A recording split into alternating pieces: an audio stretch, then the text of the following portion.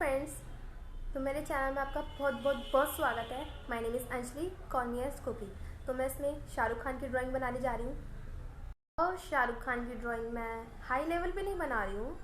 मैं 16 डॉट से एक सिंपल और इजी ड्राइंग बनाऊंगी, वो भी शाहरुख खान की। बहुत इजी है, बहुत सिंपल है, खासकर किड्स के लिए बहुत बेस्ट है ये। 16 डॉट्स प्लस सेंटीमीटर मेजरमेंट, इनकी हेल्प से शाहरुख खान की बहुत ईजी सी ड्राइंग बनाई जा सकती है।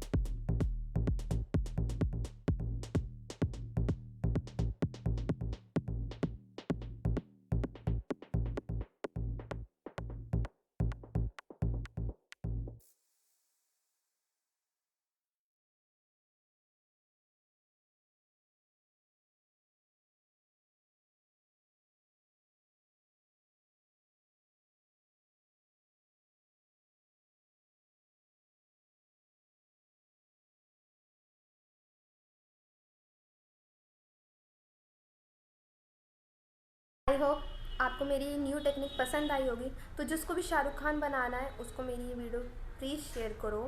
और आपको भी बनाना है, आप भी इसमें से बना सकते हो। ये टेक्निक बहुत अच्छी है, बहुत सिंपल है, बहुत ईजी है। फटाफट से जाके अब मुझे सब्सक्राइब करो, शेयर करो, मेरी वीडियो को शेयर करो, लाइक करो, कमेंट करो। बाय।